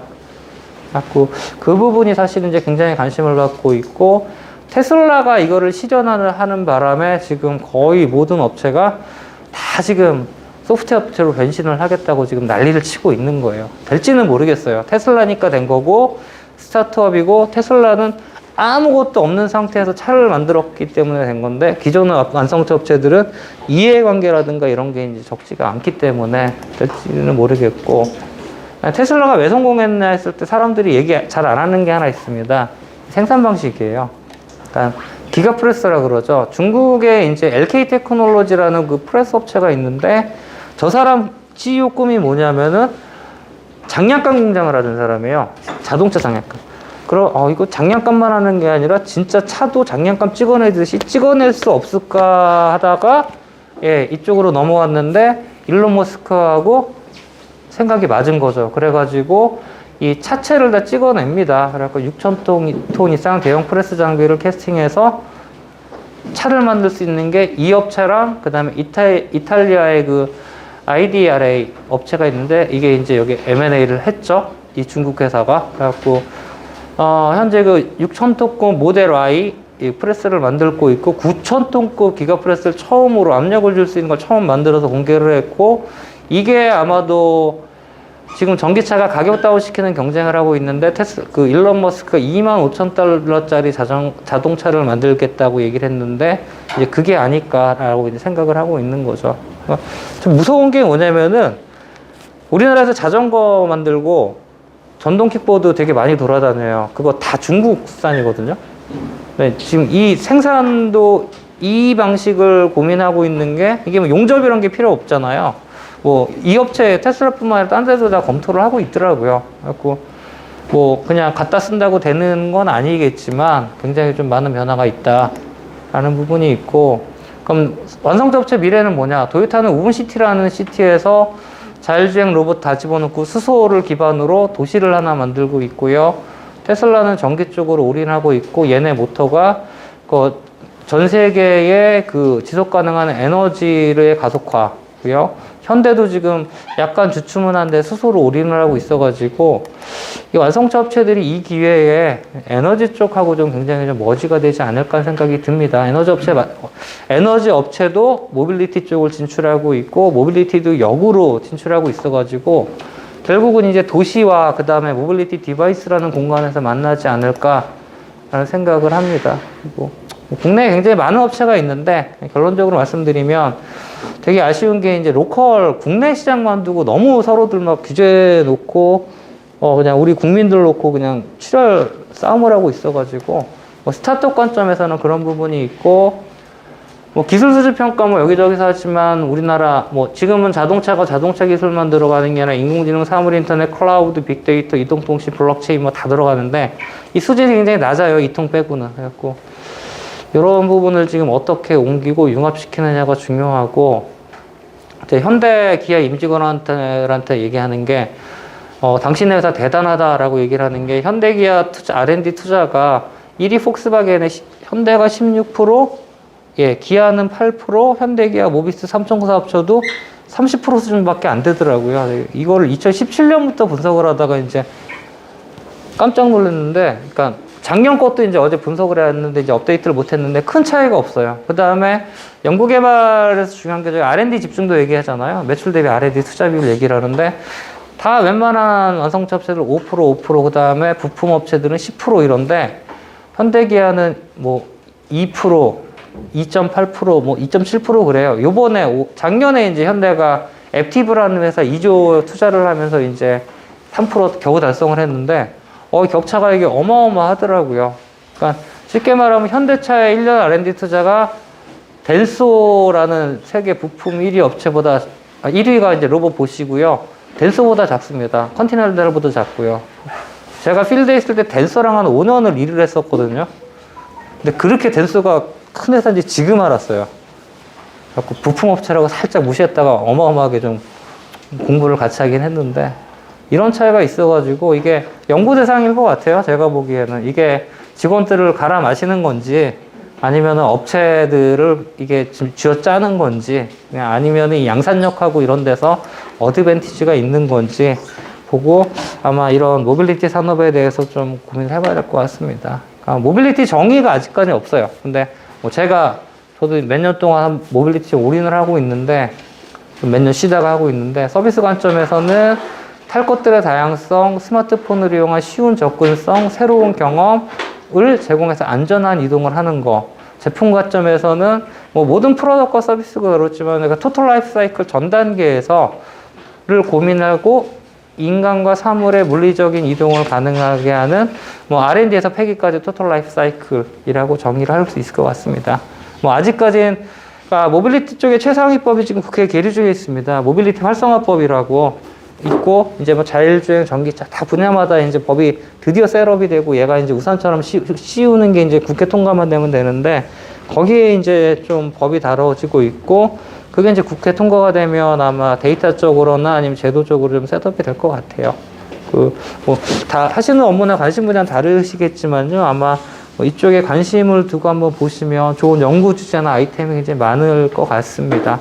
예, 제 얘기는 여기서 마치겠습니다. 네.